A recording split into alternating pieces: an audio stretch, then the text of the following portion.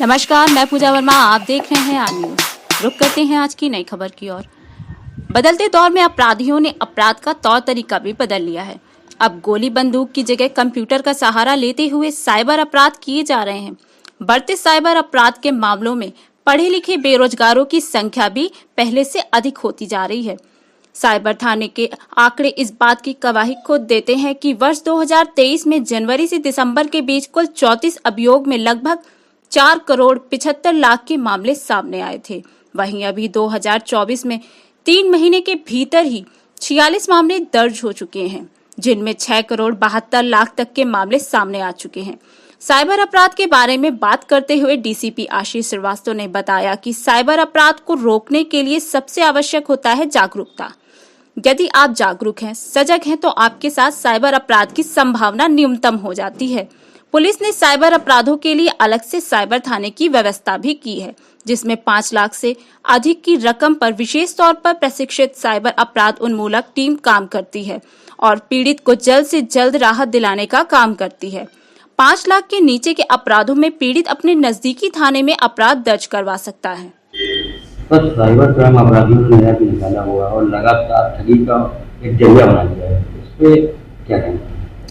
देखिए, जैसे जैसे विकास हो रहा है तकनीकी का, वैसे वैसे बहुत सारे पेमेंट्स ऑनलाइन होना शुरू हो गए हैं। इस वजह से बहुत सारे पेमेंट गेटवेज, बहुत सारे बैंकिंग के तरीके आ गए हैं, जिनके बारे में अभी सभी को पूरी तरीके से नॉलेज नहीं है। जैसे जैसे हम लोग हार्ड करेंसी से ई करेंसी की तरफ मूव कर रहे हैं, वैसे वैसे इस तरह के अपराधों में वृद्धि हो रही है। मुख्य रूप से इन अपराधों के नामों में जो समस्या आती है वो ये है कि क्योंकि इंटरनेट पर अपराध करने के लिए मौके पर मौजूद होना जरूरी नहीं है। कोई किसी भी देश में बैठ करके या किसी भी राज्य में बैठ करके इस प्रकार के अपराध कर सकता है, तो इन अपराधियों को पकड़ने में पुलिस को परेशानी होती है। इसमें सर्वप्रथम पुलिस के द्वारा प्रयास किया जाता है कि जो भी वादी है, पीड़ित है, उसका जो भी पैसा गया है, यदि वो पेमेंट गेटवे में फंसा हुआ है, अभी वहां से रिलीज नहीं हुआ है, तो उसको वहीं पर स्टॉप पेमेंट करके फिर उसको वापस उसके खाते में बुलाने का प्रयास किया जाता है, जिसमें एक बहुत अच्छी एसओपी प्रदेश और देश लेवल पर बन चुकी है। उसी के आधार पर पूरे देश की सभी राज्यों की पुलिस मिलकर के उसमें कार्रवाई करती है।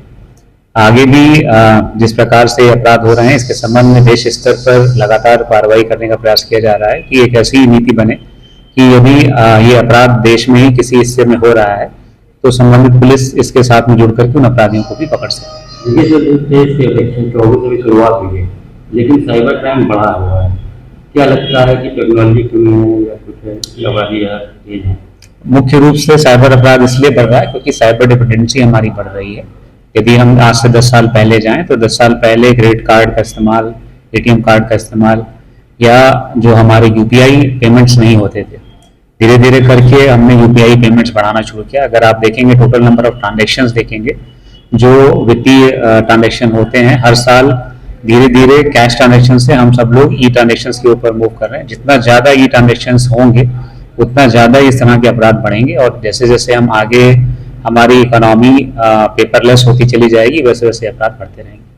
कोई अपील करना चाहेंगे पब्लिक से जो बच सके? मुख्य रूप से इस अपराध में, जैसे अन्य अपराधों में रहता है कि अपराध होने के बाद कार्रवाई करना आसान रहता है, साइबर अपराधों में मुख्य रूप से अपराध से पूर्व यदि हम सजगता बरतेंगे, हमको जानकारी होगी, तो हम इस अपराधों से बच पाएंगे। सबसे पहले चूंकि ई ट्रांजेक्शन करने में बहुत सुगमता होती है, हम सबको इसीलिए हम लोग ई ट्रांजेक्शन की तरफ मूव भी कर रहे हैं कि कोई परेशानी नहीं है, तुरंत एक क्लिक पर हमारा पैसा एक जगह से दूसरी जगह चला जाता है।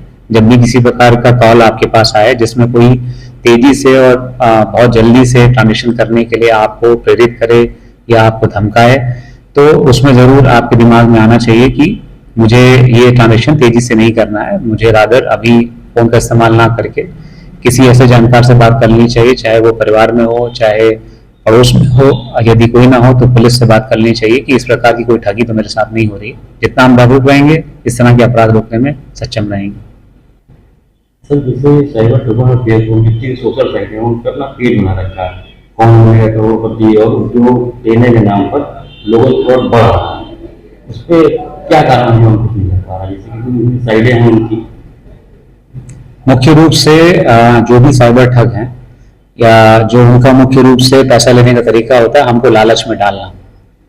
कभी कभी साइबर ठग हमें धमकाते भी हैं, कुछ ऐसी सिचुएशन दिखाते हैं जिससे हमें डर पैदा होता है, लेकिन मुख्य रूप से साइबर ठगी में हम तब फंसते हैं जब हमें कोई लालच दिया जाता है।